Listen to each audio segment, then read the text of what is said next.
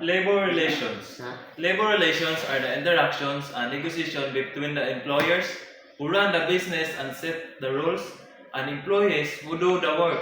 It's like a conversation between the bosses and workers with both sides trying to agree on things like pay, hours, and working conditions. Sometimes, employees join unions to have a stronger voice when talking to their employers about these things. One example of union in IT industry is the Trade Union Congress of the Philippines or TUCP.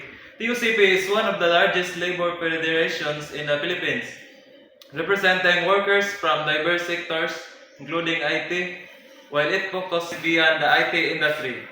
It advocates for the rights and welfare of the workers across different professions.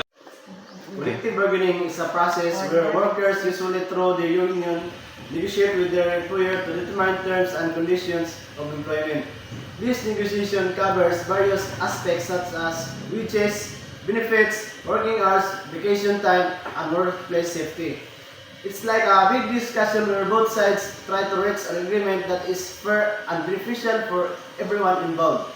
During collective bargaining, both the union and the employer present their proposals and concerns, and then work towards finding common ground. Once an agreement is reached, it is formalized into a document called Memorandum of Agreement or MOA. So this document outlines all the terms and conditions that have been agreed upon by both parties. It's important to note that collective bargaining empowers workers by giving them a voice in decisions that directly affect their livelihoods. Additionally, it helps maintain a balance of power between employers and employees, ensuring that workers are treated fairly and their rights are protected. Employee rights, like fair pay and safe workplaces, are very important. Labor laws, these are like rules made by the government to ensure that workers are treated fairly by their employers, or setting rules like for things like wages and hours.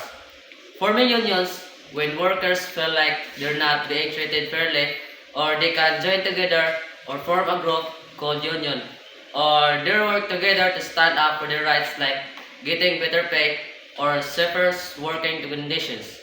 And safe working conditions means making sure that the place where people work is safe and free from things that could harm them, or these rights help make sure everyone gets treated well at work and stays safe on the job. Unfair labor practices in the Philippines means treating workers unfairly, especially by firing them for trying to form or join a union.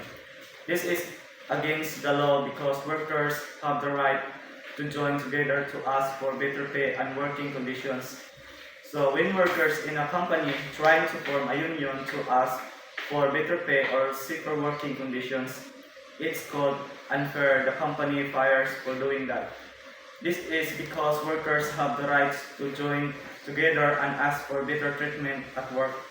When a company fires someone for trying to form a union, it's breaking the rules. For example, so in a factory try to form a union because they're unhappy with pay and safety.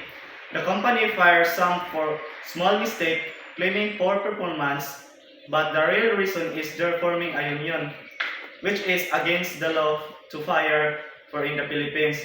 So they can complain to the Department of Labor and Employment to get their jobs back. The advantages of nurturing good communication and collaboration in labor relations cannot be overstated. So, when employers and employees communicate openly and respect each other's viewpoints, the result is often increased productivity, improves morale, and reduces workplace conflict. This harmonious environment benefits not just the individual involved, but the organization as a whole. In conclusion, understanding and implementing effective labor relation practices such as collective bargaining, respecting employee rights, and avoiding unfair labor practices create a strong foundation for any organization. It encourages a culture of respect, trust, and collaboration. Consider this a call of action delve deeper into the specific of labor laws. Encourage open communication and effective engage in fostering a collaborative work environment. The success of organization lies in the well-being of its workforce.